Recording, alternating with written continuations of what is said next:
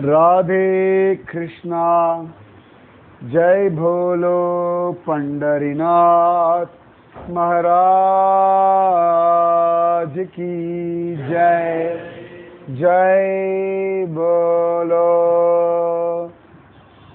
रुक्माई देवी की जय जय बोलो चंद्रभागा माता की जय जय बोलो श्री कृष्ण कन्हैया लाल की जय जय बोलो वृंदावन धाम की जय जय बोलो यमुना मैया की जय जय बोलो गोवर्धन गिरिराज की जय जय बोलो राधा रानी की जय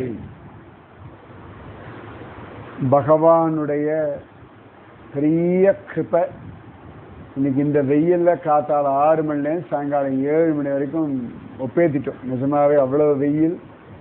அந்த வெயில்ல பஸ்ஸோட ஏசி கூட பெருசா தெரியவே இல்லை நமக்கு. காத்தால கூட போகும்போது ஓரளவுக்கு பரவாயில்லையா இருந்தது. மத்தியானம்லாம் ரொம்பவே வெயில்ல ஒண்ணுமே தெரியல. ஆனா நீங்க 12 ஹவர்ஸ் மேல 6 to 6 அப்படின்ற மாதிரி. சரி, நீங்க 4:30 மணிக்கு எழுந்திருப்ப 4:30 மணிலேருந்து 7:30 மணி வரைக்கும் வச்சிருப்போம்.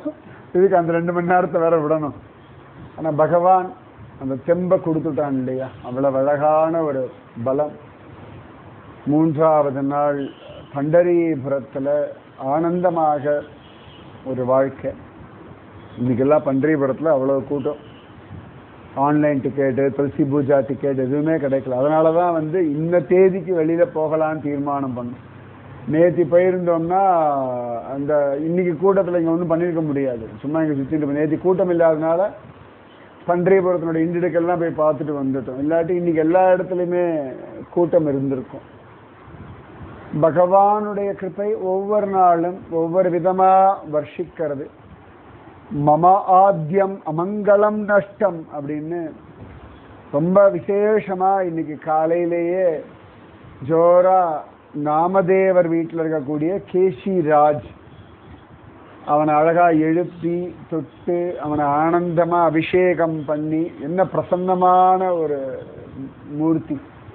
ஒரு முழம் தான், சரியா ஒரு முழம் கூட இருக்காது, முக்காதான் இருக்கு. என் கையில ஒரு முழம் இருந்தா பெரிய விஷயம். அந்த பையன் மூண்டு ஒரு பையன், ஆனா அவ்வளவு பிரசன்னமான மூர்த்தி பகவான். நம்மளையும் தொட வச்சு, ஏன்னா சாதாரணமா கோவில்கள் எல்லாம் மற்றவாள்லாம் தொட்டு அபிஷேகம் பண்ணும்பொழுது அலங்காரமும் ஒரு ஏக்கம் இருக்கும், நமக்கு தொட முடியாத. அதுக்காக தான் வீட்டில் அவாவா ஒரு மூர்த்தியை வச்சுட்டு பூஜை அலங்காரம் இதெல்லாம் பண்ணிட்டு இருக்கோம். அதுவும் 650 வருஷம் பழமையான கேசிராஜன் அவன். ஏன்னா நாமதேவர் 650 வருஷங்கள் அவர் இன்னைக்கு கூட சொல்லிட்டு இருந்தார். நாமதேவர் போய் 650 வருஷங்கள். ஸோ கிட்டத்தட்ட ஒரு 700 வருஷம் பழமையான ஒரு ஸ்வயம்பு மூர்த்தி அந்த கேசிராஜன் சொல்லும்படியான கேசவ் ராஜ். அவ்வளோ பெரிய ஆனந்தம் நமக்கு. நிதானமாக யாரும் ஒன்றும் அவசரப்படுத்தலை, நாம் மட்டும்தான் இருந்தோம். பாக்கியம், நாம் அபிஷேகம் பண்ணதுனால ஒரு 3 லேடிஸ் எங்கிருந்தோ வந்தால் அவளும் நின்று அழகா அந்த தொட்டு அனுபவிக்கிற ஒரு பாக்கியம் அவளுக்கும் கிடைச்சா. பகவான் யாரை கொண்டு எப்படி சேர்ப்பான்னு தெரியாதுன்னா என்னுடைய அனுபவம். நாங்கள்லாம் அந்த கேதார்நாத்ல மாட்டின்ட்டோம். ராத்திரி எல்லாம் அப்படியே குளிரில் -2 டிகிரியில் இருந்தோம். அடுத்த நாள் காத்தால குளிக்கலை, பல்லு கூட தேய்க்கலை, தலையில் ஒரு பஞ்சகவியத்தை தெளிச்சுண்டு போய் கேதார்நாத் பகவான் முன்னாடி நின்னா யாரோ தமிழ்நாட்டிலேருந்து வந்தவா வில்வ தலம் எல்லாம் வச்சிருந்த அபிஷேகம் பகவானுக்கு கேதாரசனம். எங்களுக்கும் ஒரு 4 இலை கிடச்சிது. நாங்கள் ஒன்றுமே எடுத்துட்டு போகல பகவானை பார்க்கறதுக்கு. ஆனாலும் அந்த இடத்துல நின்றுண்டு ஒரு 4 வில்வதலம் கேதார்நாத் பகவானுக்கு போடுற பாக்கியம் கிடச்சிது. அது பகவான் அவன் அவ்வளோ தூரம் கொண்டு வந்திருக்கா, பத்திரப்படுத்தி. விபூதி, நெய், வில்வ இலையெல்லாம் ஊர்லேருந்து கொண்டு வந்து அத்தனை ஜாகிரதை எப்படி கொண்டு வந்தான்னு கூட தெரியல. அதில் சட்டையெல்லாம் போடாமல் இடுப்பில் துண்டை கட்டிண்டு இன்னும் நம்ம ஊரில் நிற்கிற மாதிரி நின்று ஒரு வில்வ அபிஷேகம், அந்த கேதார பதிகம் எல்லாம் சொல்லி பண்ணிட்டு இருந்தார்கள். அந்த மாதிரி இன்னைக்கு நமக்கு ஒரு பாக்கியம், அங்கே ஒரு வயசான ஒரு பாட்டுக்கு உட்காந்து அவர் பாட்டுக்கு பஜனை பாடிட்டு இருந்தார், நாம பாட்டுக்கு அனுபவிச்சோம். ஸோ அவ்வளோ சிம்பிள் பக்தி பாருங்க வாழோட, ரொம்பலாம் அலட்டிக்கவே இல்லை, சிம்பிளான பக்தி. அதில் அத்தனை வெரைட்டியாக வாங்கி வச்சுருந்தேன் பகவானுக்கு நிவேதனம், ஸ்வீட்டு. அதில் வேண்டான கூட இல்லை, இல்லை நீங்கள் எடுத்துட்டு தான் போகணும், நாங்கள் டெய்லி சாப்பிட்டுட்டு தான், கடைசியில் வாழைப்பழத்தை மட்டும் கொடுத்துட்டு வந்தோம், அவ்வளோதான். அப்போ அந்த அனுபவம் ரொம்ப விசேஷம், பக்தி பெருசு. அப்படி ஆனந்தமாக கேசவராஜ் அனுபவித்தோம். ஜோராக ஆனந்தமாக காத்தால பிரேக்ஃபாஸ்ட்டும் சாப்பிட்டுட்டு ஆனந்தமாக கிளம்பி இந்த வெயிலில் கூர்மதாசர், இன்னைக்கு எல்லா இடத்துலையும் எக்ஸ்க்ளூசிவாக நாம் இருந்தோம். நாமதேவ வீடா நாம் மட்டும்தான் இருந்தோம். கூர்மதாசர் கை கால் அவயவங்கள் இல்லாதவர், பைட்டன்லேருந்து ஊர்ந்து ஊர்ந்து ஊர்ந்து ஊர்ந்து வந்துட்டார். நமக்கு ஒரு நாள் காத்தால போயிட்டு ராத்திரி வரத்துக்குள்ளேயே தலை வலிக்கிறது, என்னெல்லாமோ பண்ணுறது, அப்படி இப்படின்னு இதெல்லாம் சொல்கிறோம். ஆனால் பாருங்க, எல்லா இடத்துலையும் பகவான் நமக்குன்னு ஒரு டீ கடையோ ஒரு கரும்பு ஜூஸ் கடையோ ஏதோ ஒன்று வச்சு நம்ம வாங்கி குடித்தோமோ இல்லையோ எல்லா இடத்துலையும், ஆனால் கடைகள் இருந்தது எல்லாமே அழகா. அப்போ அந்த அத்வான காட்டுக்குள்ள கூட எங்கேயோ ஒரு இடத்துல கூட அந்த கூர்மதாசர் சந்நிதியில் உட்கார்ந்து இருக்கிறதுக்கு ஏகாந்தமாக, என்ன காற்று அங்கே, நிஜமாவே இன்னைக்கு சூப்பர் காற்று எங்கடான்னா கூர்மதாசர் சந்நிதியில் அவ்வளவு நல்ல காற்று, கிளம்புறதுக்கே மனசில்லை. இன்னொரு 10 நிமிஷம் நான் கழிச்சு எல்லாம் தூங்கி போயிருப்பேன், நான் மட்டும்தான் முடிச்சுட்டு இருப்பேன். எல்லாம் அப்படியே கண்ணு சொருகிறது. சரி போய் என்ஜாய் பண்ணுறேன் நல்லா காற்று, ஏன்னா நல்ல காற்று கிடைக்கிறதே ஒரு பாக்கியம் தானே. இப்போ எல்லாரும் சிட்டிக்குள்ளே போயாச்சுன்னா திருப்பி ஃபேனை போட்டு ரூம்குள்ளே உட்காந்து இப்படி தான் அனுபவிக்க போகிறோம். அவ்வளோ அழகான அந்த காற்று ரிலாக்ஸாக முடிச்சுட்டு சாவ்தா மாலி மந்திர், அங்கேயும் எக்ஸ்க்ளூசிவாக நாம் பாட்டது இருந்தோம். அழகாக சாவ்தா மாலி மகராஜ் கூர்மதாசர் ஊர்ந்து ஊர்ந்து வர பாண்டுரங்கன் அவரை தேடிண்டு போய் கிருபா பண்ணான். கூர்மம் மாதிரி ஊர்ந்ததுனாலேயே கூர்மதாசர்ன்ற ஒரு திருநாமம். சாவ்தா மாலி தோட்டக்காரர், தன் தோட்டத்தில் காரியங்களை பண்ணிண்டு தன் கர்மாவையே பகவத் அர்ப்பணமாக பண்ணிண்டு பாண்டுரங்க கிருபை வாழ்ந்துட்டு இருக்கு. இவ்வளவுதான். நிறைய கோவிலுக்கோ நிறைய யாத்திரையெல்லாம் போனவரே கிடையாது சாவ்தா மாலி. நிறைய யாத்திரை போனதுன்னா நாமதேவர், ஞானேஸ்வரர், துக்காராம் கூட நிறைய போனால் சொல்ல முடியாது. நாமதேவர் தான் அவ்வளவு போயிருக்கார். சமர்த்த ராமதாசர் போயிருக்கார். நம்ம ஆழ்வார்கள்லேயே திருமங்கை ஆழ்வார் தான் ஆல்மோஸ்ட் நிறைய திவ்ய தேசம் கவர் பண்ணவர். மற்றவெல்லாம் நம்ம ஆழ்வார் எங்கேயுமே போகலை.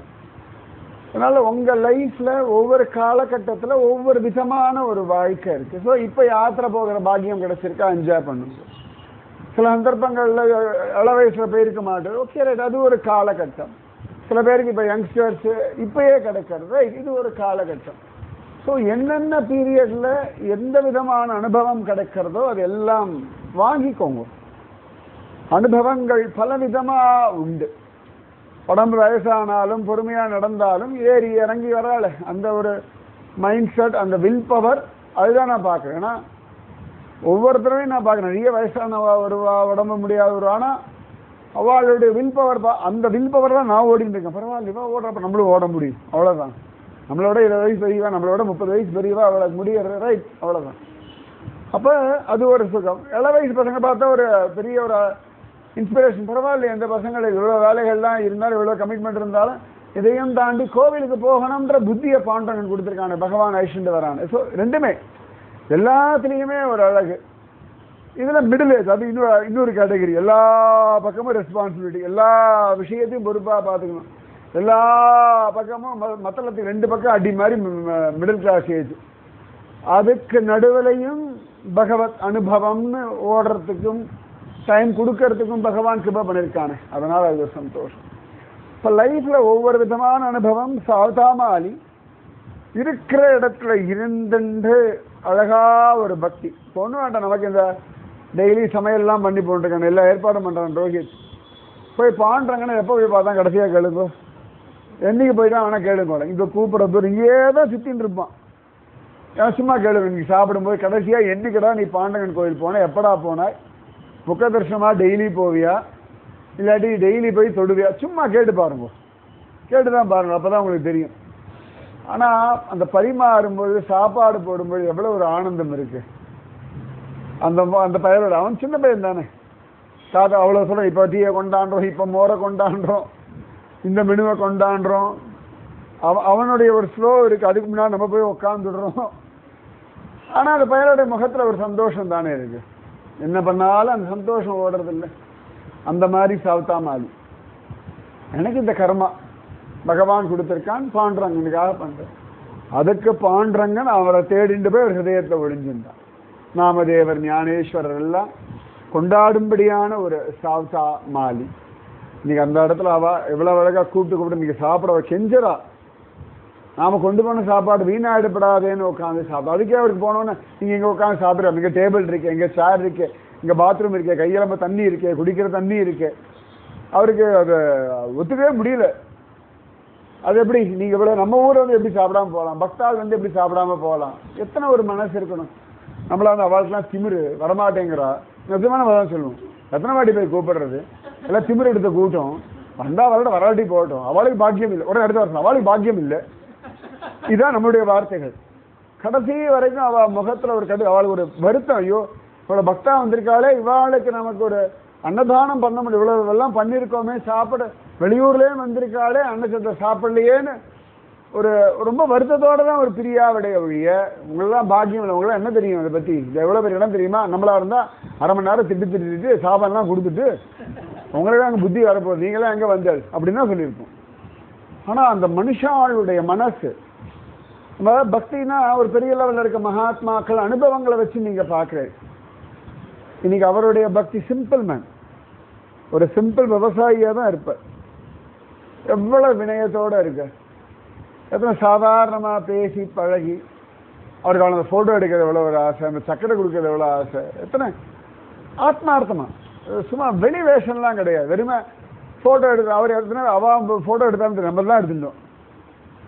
அவர் அந்த போட்டோ எடுத்து பெரிய பேனர்லாம் பண்ண போறதும் இல்லை. நம்ம சாப்பிடணும் வரணும். இப்ப எவ்வளவு தூரம் அவளுக்கு பக்த சரித்திரங்கள்லையும் பாண்டுரங்கன் பக்தாளா வருவான்றதையும் எவ்வளவு விசுவாசம் இருந்தா இப்படி பிஹேவியர் இருக்கும். நான் மனசுக்கு அவளுக்கு ஒரு பெரிய அனுபவம், பகவான் பிரத்யட்சமா கிடைச்சாச்சுன்னா அவள்லாம் கிரேட், அவள்லாம் அவதாரம், தேயார் வந்து டவுன் டியர், இவெல்லாம் பெரிய பக்தா. இப்ப நம்ம சொல்லக்கூடிய கூர்மதாசர்லாம் இப்ப சம காலத்துல இருந்து இப்படி தேஞ்சுன்னு போனா என்னது நீங்களாம் நம்மளே சொல்லுவோம், எதுக்கே அப்படி அலைஞ்சிட்டு இருக்க, நான் ஒரு 3 நாள் சாப்பாடு போடுறேங்க, நாளைக்கு ஒரு 10 நாள் ஏற்பாடு பண்றேன், இப்படிதான் சொல்லுவாங்க. அதுக்கு ஒரு வாட்ஸ்அப் குரூப் ஆரம்பிச்சு ப்ளீஸ் டூ சர்வீஸ் ஒண்ணு வேண்டாம். நம்ம நாய் வீடியோ போட்டதுக்கு அவன் நாய்க்கு பிஸ்கெட்டை போடு, அப்புறமா சுவாமியை பத்தி சொல்லு, நம்ம எதுவும் போடாத மாதிரியே அவன் நேர நாய்க்கு அவ்வளோ ஃபர்ஸ்ட் கிளாஸ் ஸ்வீட்டே கொடுத்துருக்கோம். என்னமோ அவளுக்குலாம் ஜீவகாருண்யம் இருக்கு, வீடியோ எடுத்து நமக்கு ஜீவகாருண்யம் இல்லாத மாதிரி லைனா இன்னைக்கு ஒரு 30-40 கமெண்ட், எவனும் பக்கத்துல இருந்து பார்க்கவே இல்லை. சில பேர் பக்தர்கள் பக்தி அழகா அனுபவிச்சா ஆனந்தமா ஒவ்வொரு விஷயத்தையும் இப்படிதான் இருக்கும். உலகம் உட்காந்து வாழ்க்கை ரிப்ளை எல்லாம் பண்ணல, எல்லா கமெண்ட்டும் டெலிட் பண்ண, அவ்வளவுதான், வேற என்ன பண்ண முடியும்? ஒரு இடத்துல நேரம் நின்று பார்த்தா மாதிரியே அனுமானம் பண்ணிட்டா என்ன பண்ண முடியும் நம்ம? ஆனா இன்னைக்கு அவரோட பக்தி, ஏன்னா போன வருஷம் தான் அவரை பார்த்தேன், அதே மாதிரிதான் இருந்தார். ஒரு வருஷம் கழிச்சு, ஒரு வருஷமா 2 வருஷம் ஆச்சு எனக்கு ஞாபகம் இல்லை, போன 2 வருஷம் ஆயாச்சு. அப்ப இருந்த மாதிரி தான் இப்பொழுதும் அதே உற்சாகம், அதே உத்வேகம், அதே வெயில்ல கூட அப்படியே இருக்க முடியுது. அது எப்படி நமக்கெல்லாம் வெயில் அப்படின்னு தான் ஆகுது. அந்த வெயில்ல பிரசன்னமா பேசி கூப்பிட்டு எல்லாம் பண்ணணும்னா எத்தனை ஒரு மனசு இருக்கணும் இல்லையா? அப்ப இந்த பக்தி எல்லாம் ரசிக்கணும். அப்படியே இன்னைக்கு சாவதாமாலியுடைய சன்னதியில பார்த்தோம். அப்புறம் அவரை வெட்டின கிணறு, பாண்டுரங்கன் தண்ணி குடிச்ச கிணறு, இதெல்லாம் பார்த்தோம்.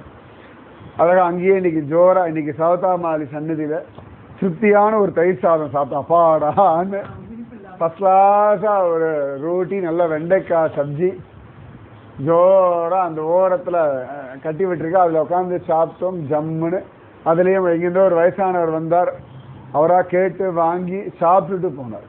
நல்லா ரிலாக்ஸ்டா, நிஜமா பகவத் கிருப்பைன்றவர் ரொம்ப ரசிச்சு சாப்பிட்றான், பார்த்தேன் எவ்வளவு ரசிச்சு சாப்பிட்றாரு அப்படி நல்லா ரசிச்சு சாப்பிட்டு அவர் பாரு உரிமையோட வந்து எனக்கு பசிக்கிறது அதான் குடும்போடலாம் இல்லை. நான் அவரோட அந்த ஆட்டிடியூடே பார்த்தா நானும் உங்க கூட வந்திருக்கேன், எனக்கு உரிமையோட கொடுங்க, அவ்வளோ எனக்கு உங்க சாப்பாடு வேணும் அப்படின்னு.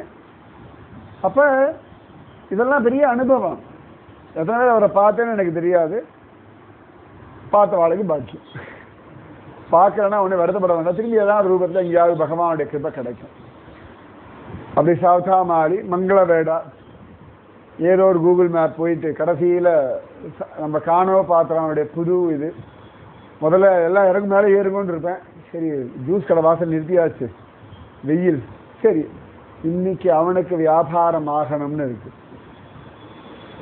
கரெக்டாக வண்டி அங்கே போய் நிறுத்த, அவன் கடை பக்கத்தில் தான் எனக்கு இது. சரிப்பா நீ எல்லாம் பண்ணிட்டு நாங்கள் போயிட்டு வரோம்னு சொல்ல, இன்னைக்கு அவனோட கரும்பெல்லாம் முடிஞ்சாச்சு. நம்ம வரும்போது ஆல்மோஸ்ட் எல்லா கரும்பும் அங்கே முடிஞ்சாச்சு. அவனுக்கு வியாபாரம் பாரு, எங்கேயோ உட்காந்துருக்கு. அந்த ரோட்டில் என்ன பெருசாக வண்டி வந்தது, ஒரு வண்டி பஸ் போய் நின்னது. அத்தனை பேரும் நல்லா கரும்பு ஜூஸ் குடித்தோம் திருப்தியாக. காணோ பாத்திராவுக்கு புதுசாக கட்டின கோவில், புதுசாக கோவில் கட்டினவாலே பாருங்க அவ்வளோ சிம்பிளாக இருந்தா. அவள் போகும்போது பைக்கில் போயிட்டு இருக்கா. நம்ம ஊர்லெல்லாம் நம்ம கோவிலில் ஒரு ஏதான வாங்கி கொடுத்தா அதில் பெருசாக பேர் எழுதி போட்டு நான் வாங்கி கொடுத்தேன் நம்மளே சொல்லிட்டு இருப்போம், நான் தான் பண்ணேன். அவளா இது சொன்னா கட்டினா எதுக்குன்னா அங்கே பின்னாடி வர சந்ததிக்கு காணோ பாத்திரா தெரியணும். அந்த நம்ம ரெண்டாவது போன பழைய கோவில் ஒரு காலத்து இல்லாமல் போயிடுத்தினாலும் ஒரு இது வேணும், சந்நிதி வேணும்னு கட்டி வச்சு அவள் லெவலுக்கு அதுக்காக சிம்பிளாக இருக்கா பாருங்க. நாங்கள் தான் ஓனர்னு பெருமையெல்லாம் பேசுகிறோம். ஓரத்தில் தான் நம்ம தான் ஓனர் மாதிரி உட்காந்துட்டு இருந்தோம் அந்த சந்நிதியில். அப்படியே அழகாக அந்த காணோ பாத்திராவுடைய சந்நிதி, கரும்பு ஜூஸ். இதுக்கு அண்டர்லைன் பண்ணி சொல்லணும், எங்கே போனாலும் பகவான் நமக்கு முன்னாடி அந்த இடத்துல.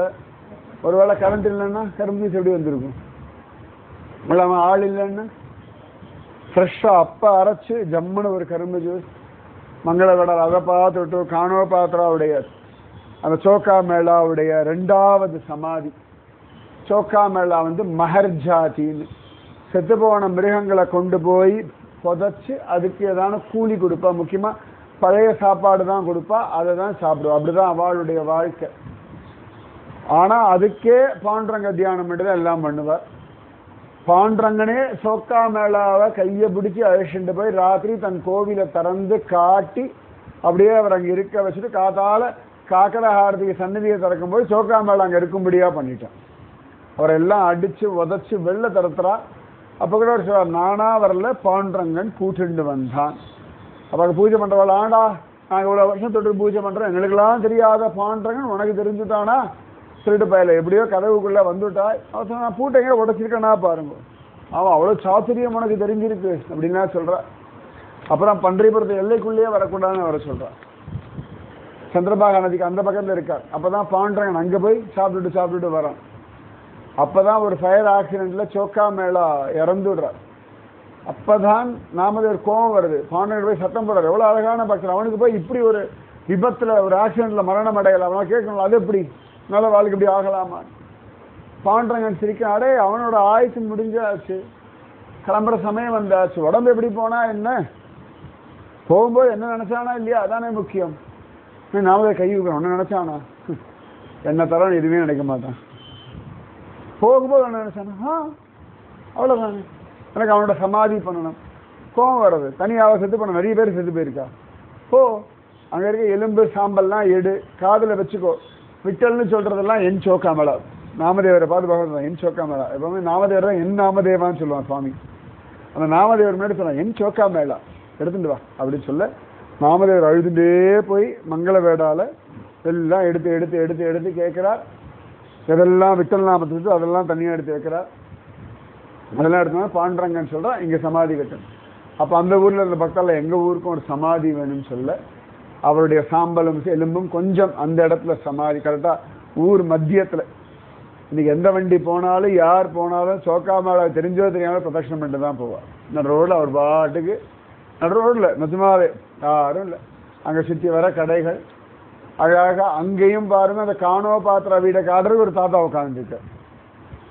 அங்கே போனால் நான் அப்படி விட கேளுன்னு அந்த கடைக்கார கூப்பிட்டு என்ன வேணும்னு கூப்பிட்டு, காணோ பாத்திர கடை இங்கே தான் இருக்குது, எல்லாம் வேறு என்னெல்லாம் போகணும், எங்கெல்லாம் பார்த்து என்னெல்லாம் இருக்குது அவராக கூப்பிட்டு கேட்டு, அதுக்கப்புறம் தாத்தா கூட வந்து அந்த காணோ பாத்திரா சந்திச்சு நம்ம போகிற முன்னாடி ஒரு தாத்தா உட்காந்துருக்காரு.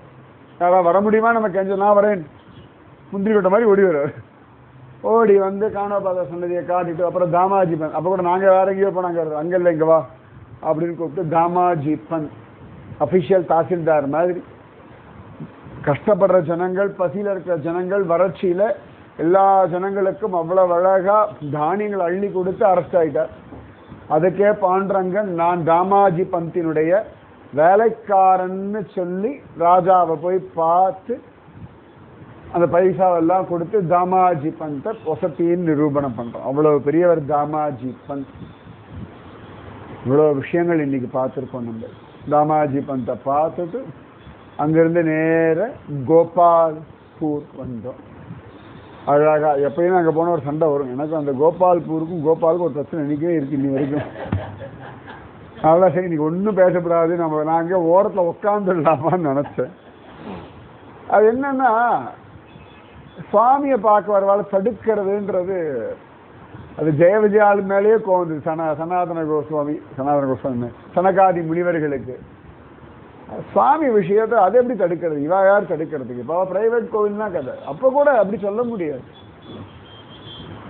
சரிந்தா சண்டையும் போட்டுட்டு ஒரு சண்டையை போட்டுட்டு தான் போடுறது எல்லா வாட்டியும். ஒன்று இந்த ஜனாபாய் சண்டையிலே சண்டை வரும், இல்லாட்டி இங்கே வரும், இல்லாட்டி பீஷ்மகருடைய சண்டையிலே சண்டை வரும். 3 இடத்துல அவங்க எப்பயும் சண்டை வரும். இங்கேயே ஆரம்பத்தையே வந்து கொடுத்து ரைட். சில சமயங்களில் அவாக்கிட்டையும் நம்ம அந்த கோபத்தை காட்ட வேண்டியிருக்கு. அதன் பிறகு அங்கே கோபாலனை பார்த்தோம். கோவர்தன மலையே இங்கே வந்துடுத்து. பக்கத்தில் நம்ம இந்த ரோடை கிராஸ் பண்ணும்போது ஒரு சாக்கடை மாதிரி ஒன்று ஓடிந்தது. ஒரு பிரிட்ஜை தாண்டணும் இல்லையா, அது யமுனை.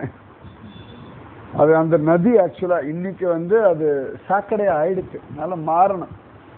அது போய் சங்கமமாற இடம் தான் விஷ்ணு பார்த்தோம். அந்த நதி அப்படியே போய் அங்கே போய் சங்கமிக்கிறது. சந்திரபாகாவோட இப்படி ஓடுற நதி. கரெக்டாக அந்த பிரிட்ஜு கிராஸ் பண்ணிட்டு தான் நம்ம இதுக்கு போனோம். அந்த இடத்துல தான் இந்த நதி சங்கமம் ஆகிறது நம்ம சந்திரபாகாவோட.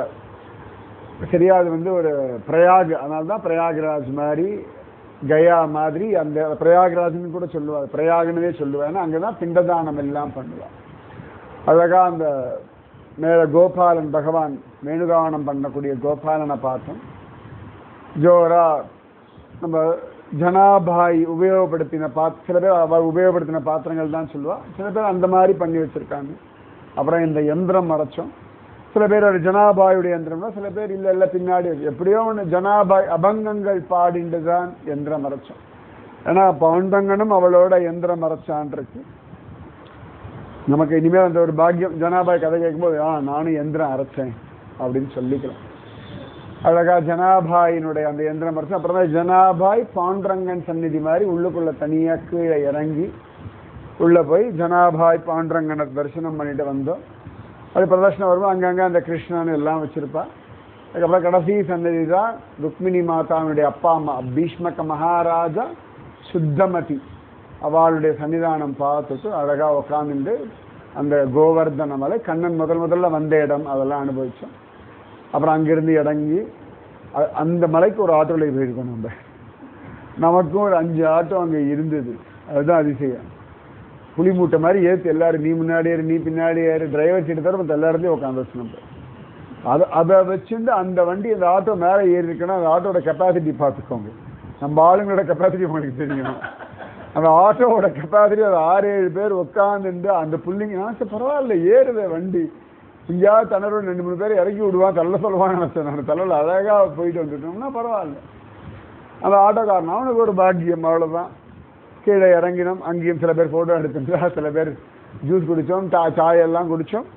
அழகாக அங்கிருந்தா கிளம்பிதான் விஷ்ணு பாதம் போனோம். இத்தனையோ வருஷம் எனக்கு தெரிஞ்சு நான் பாம்பே முதல்ல வந்த காலத்துலேருந்து பண்டரிபுரம் எத்தனை வருஷம் இருக்குமா? ஃபஸ்ட்டு வந்து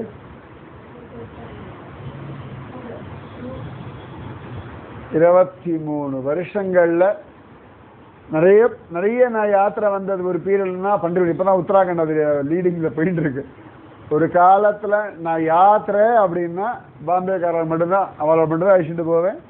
வெள்ளிக்கிழமை சாயங்காலம் கிளம்புவோம். ராத்திரி 12 மணிக்கு ட்ரெயினை பிடிப்போம். காத்தால 9 மணிக்கு பண்டர்பூர் வருவோம். இந்த சந்திரபாகா நதிக்கரையில் ஒரு சாரடா பவன் இடத்துல தங்குவோம். வந்தவுடனே நேராக குளிக்கிறதுக்கு சந்திரபாகால தான் போவோம். பசங்க தனி ரூம்லாம் கிடையாது, எல்லாம் அங்கங்கே பசங்கள்லாம் யங்ஸ்டர்ஸ் எல்லாம் சேர்ந்து ஒரு ரூமு. எங்கேயோ ஒரு இடத்துல எல்லாரும் தங்குவோம். அங்கேயே அதான் சொல்லுவோம், சப்பாத்தி. இப்போ மாதிரிலாம் அப்போல்லாம் வெரைட்டிலாம் கிடையவே கிடையாது. வெறும் ரோட்டி சப்ஜி, ரோட்டி சப்ஜி, ரோட்டி சப்ஜி, தயிர் கிடைச்சா பெரிய விஷயம், அவ்வளோதான். இந்த மாதிரி சாவல்லாம் எனக்கு ஞாபகம் கூட இல்லை நம்ம எல்லாம் சாப்பிட்ட மாதிரி. அந்த 23 வருஷங்களில் ஒரு லெவலுக்கு அப்புறமா தான் சாப்பிட க்ளீனாக இல்லைன்னு சொல்லி ஹோட்டல்லாம் தங்க ஆரம்பித்தோம். அந்த 23 வருஷத்துல இப்பதான் ஃபர்ஸ்ட் டைம் விஷ்ணு பாதத்துக்கு ஜலத்துல நான் நடந்து போயிருக்கேன். எனக்கு ஒண்ணுமே புரியல, தண்ணி எவ்வளவு இருக்கு முழுக, ஆனா முழுகல தண்ணி இருக்கு. அது ஒரு சுகமா இருந்தது நிஜமாவே. கணுக்கால் அளவு தண்ணியில கொஞ்சம் ஜாஸ்தி தண்ணி இருந்தா கூட நாம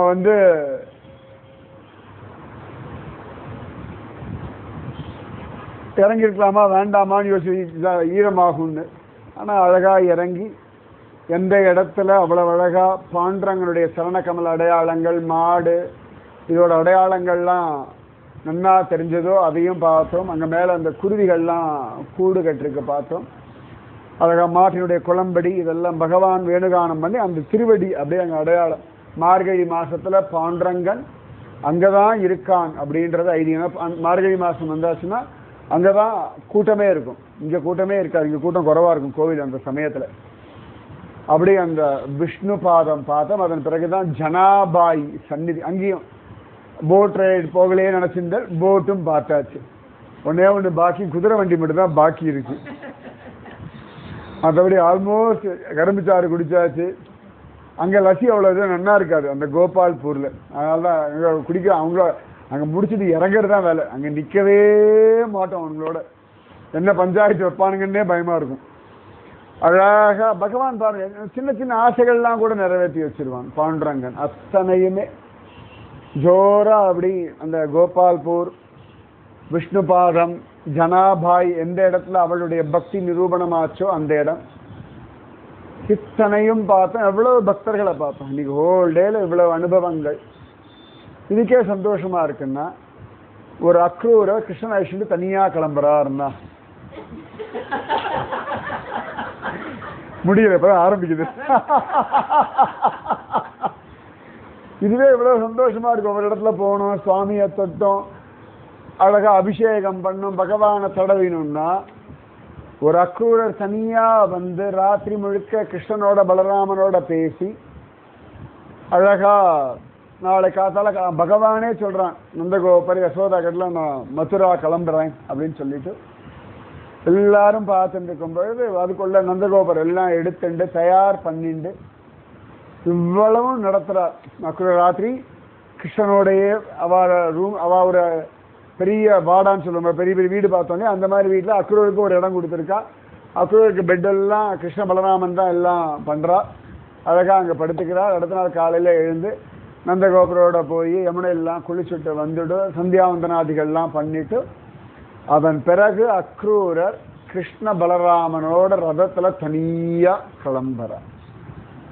கோபிகள்லாம் வழிமறிச்சு பார்க்குற, கோபிகள்லாம் சாபம் கொடுக்குற, நீ என்ன அக்ரூர, நீ கிரூரமான சுபாவம் உடையவன், எங்க கிருஷ்ணனை எங்ககிட்ட பிரிச்சுட்டு போறியே அப்படின்னு சொல்லி சத்தமெல்லாம் போடுறா.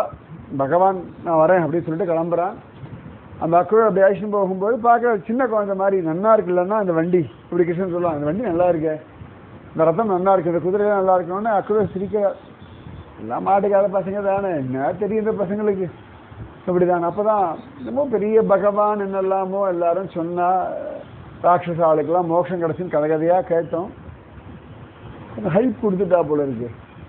அவ்வளவு பெருசா ஒன்றும் தெரியல, சாதாரண பசங்க என்னமோ இந்த அறிவொன்றும் இல்லாத ஆய்குளத்துக்குன்னா கொஞ்சம் ஜாஸ்தியா சொல்லியிருக்கா போல இருக்கு. சரி ரைட் அப்படின்னு எனக்கு அதுக்குள்ள மத்தியான சமயம் வருது. பசங்கிட்ட சொல்ல, டாய் எங்கேயும் இறங்கப்படாது, வண்டியிலே உட்காந்துருக்க 2 பேரும், நான் போய் குளிச்சுட்டு சந்தியாவனம் மட்டும் மாத்தியானிகம் மட்டும் வந்துடுவேன். சரி நீங்க போயிட்டு வாங்க. அது இவங்கள கிராமத்தானுங்க, நன்னா நதியில இறங்கி ஜோரா விளையாடுவானுங்க. ஏதோ சிட்டியில இருக்க பசங்கன்னா பயப்படடா, எங்க போகாத, தண்ணீர் இறங்காத, குதிக்காத, ஆழம் தெரியாத எல்லாம் சொன்னான். இதுக்கெல்லாம் யமுனையிலேயே தான் தூய பெருநீர் யமுனை துறைவன். இந்த அஜ்ஞானம் இப்படிதான் வந்துடும், இந்த மாயை, பகவானுடைய மாயா வினோதங்கள்.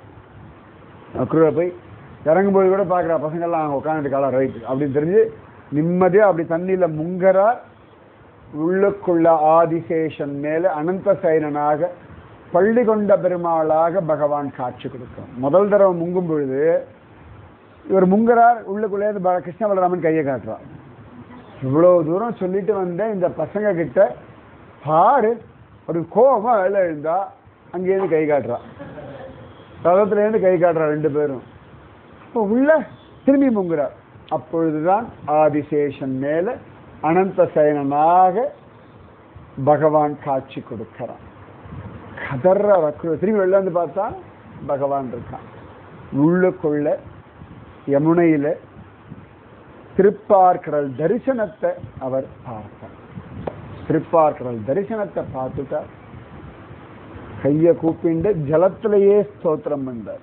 உள்ள முங்கிண்டு எப்படி வெளில வர தோணும், மூழ்கி போயிருக்கார். அப்படியே கையை கூப்பிண்டு பகவான் அவ்வளவு அழகா ஸ்தோத்திரம் பண்றார். உன்னாலதான் எல்லாம் நடக்கிறது, நீ தான் எல்லாத்தையும் நடத்துற, நீ தான் காரணக்கர்த்தா.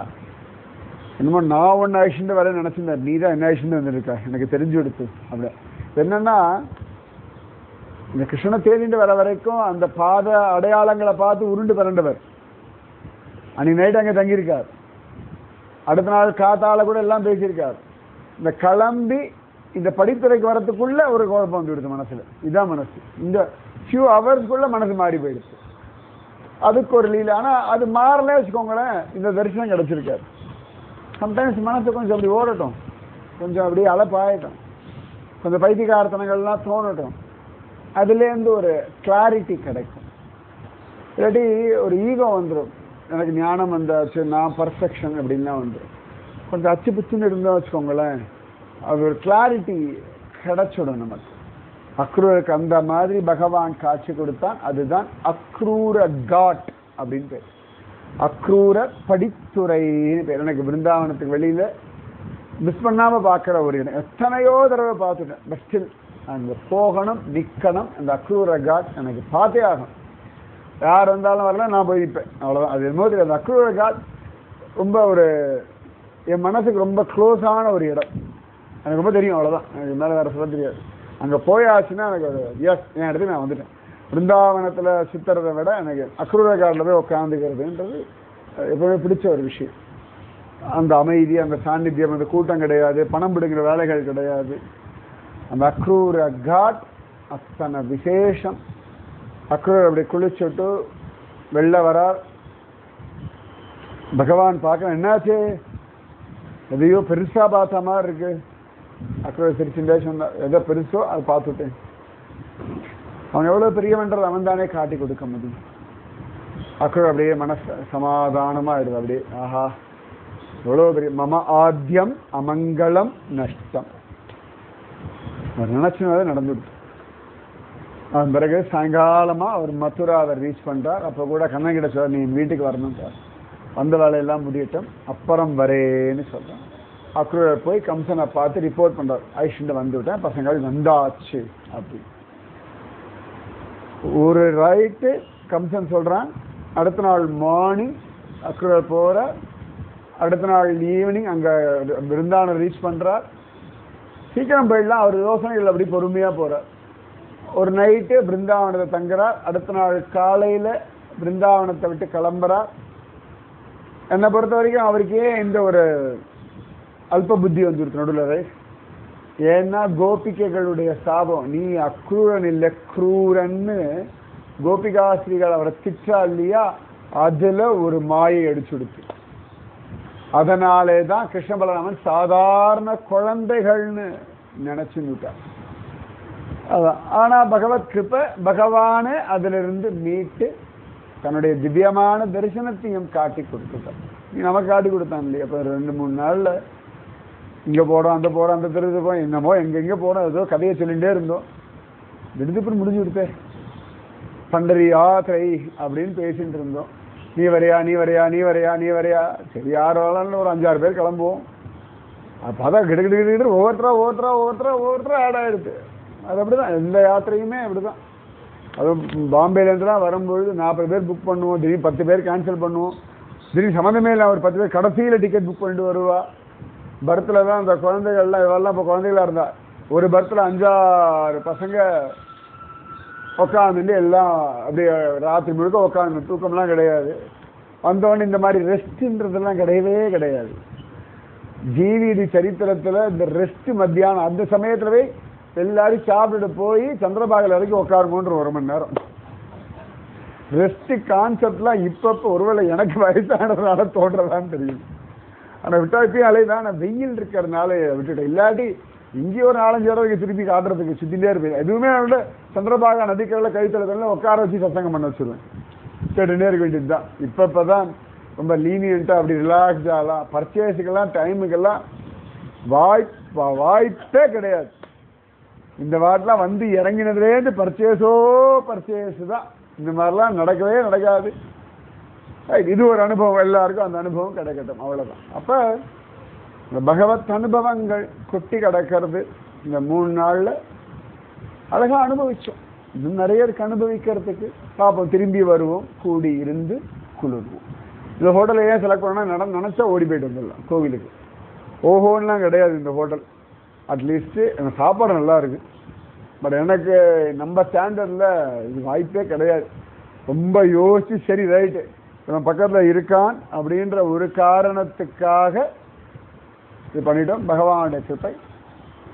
ஸோ நாளைக்கு காத்தால செலவு அப்படின்னு கிளம்ப வேண்டியது. இன்னும் சில பேருக்கு பாக்கி நாளைக்கு மத்தியானம் வரைக்கும் பன்றிபுர வாசம் இருக்கு. மற்றவாள்லாம் அப்படியே கிளம்புவோம். கிடைச்ச வரைக்கும் பாக்கியம், பகவத் அனுகிரகம். நிறைய பிரார்த்தனை பண்ணிக்கோங்க. போய் கடமைகளை அழகாக சிரிச்சுண்டே, எப்படிங்க சிரிச்சுண்டே எல்லா வேலையும் பண்ணுவோம் அந்த மாதிரி சிரிச்சுண்டே எல்லா வேலையும் பண்ணுங்க. இதே வெயில் தான் ஊருக்கு போனாலும் இதே லைஃப் தான். அவ்வளோதான், அப்படியே ஓட்டுவோம். திரும்பி பகவான் எப்போ சேர்றானோ சேர்த்து வைக்கிறானோ கூடி இருந்து குழு. சரியா? ஜெய் போலோ பிருந்தாவன் தாம் கி ஜெய். ஜெய் போலோ யமுனா मैया की जय. जय बोलो गोवर्धन गिरिराज की जय. जय बोलो चंद्रभागा माता की. जय बोलो पंडरीनाथ महाराज की जय. जय बोलो रुक्माई देवी की जय. राधे कृष्णा कृष्णा राधे राधे कृष्णा राधे राधे कृष्णा कृष्णा राधे राधे कृष्णा कृष्णा राधे. जय बोलो आज की आशीर्वाद की जय. राधे कृष्णा.